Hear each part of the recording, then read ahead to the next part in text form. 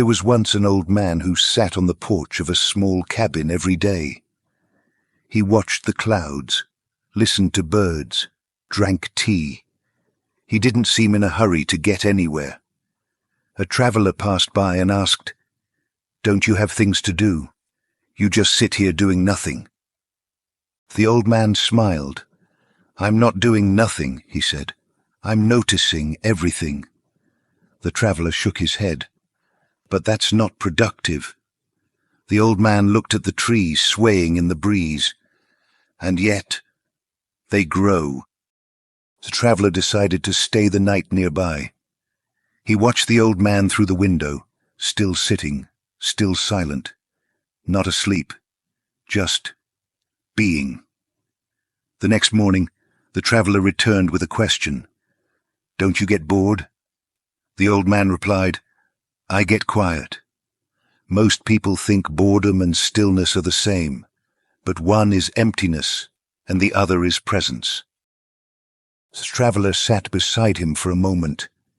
It felt awkward, like he was supposed to be doing something, saying something.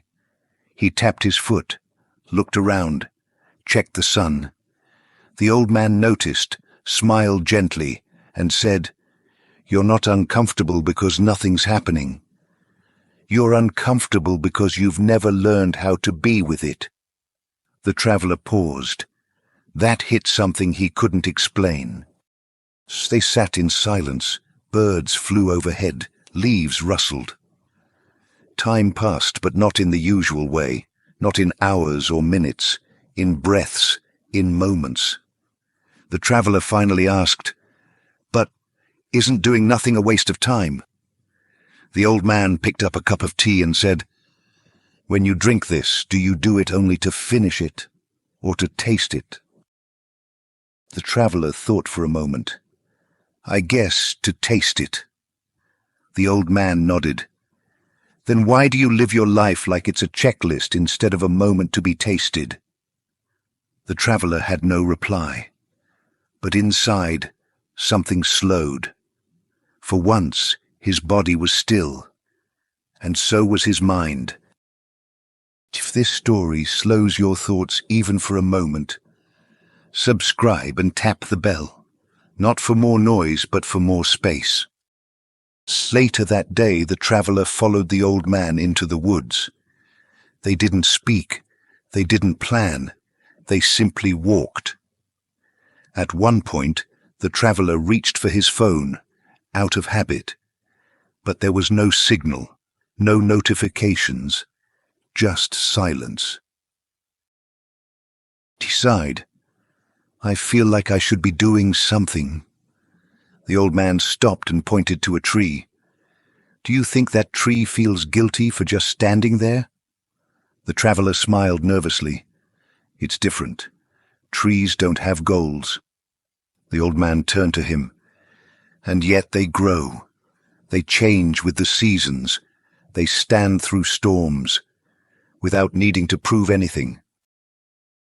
They continued walking slowly. No urgency, no destination.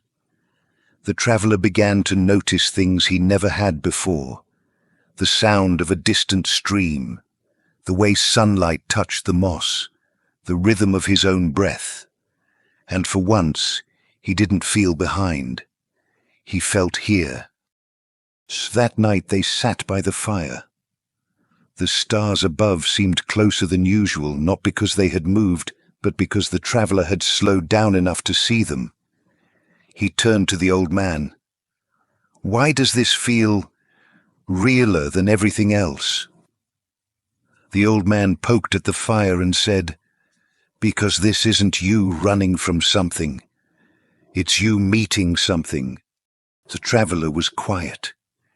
He realized he had been filling every hour, every silence, every breath, just to avoid being alone with himself.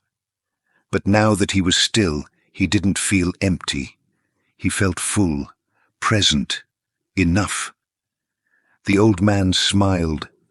Doing nothing is not the absence of life, it's the presence of it. In the morning, the traveler didn't rush to leave. He didn't check the time, he didn't plan his next destination. He simply sat, beside the old man, beside himself. There was nothing left to ask, because the answers were never in the noise, they had always been waiting in the pause. When he finally stood to go, he turned and said, "I think I understand now. Doing nothing was never really nothing." The old man smiled. "Exactly. It was everything you've been running from, and everything you've been searching for." And with that, the traveler walked away, not to escape life, but to live it more slowly.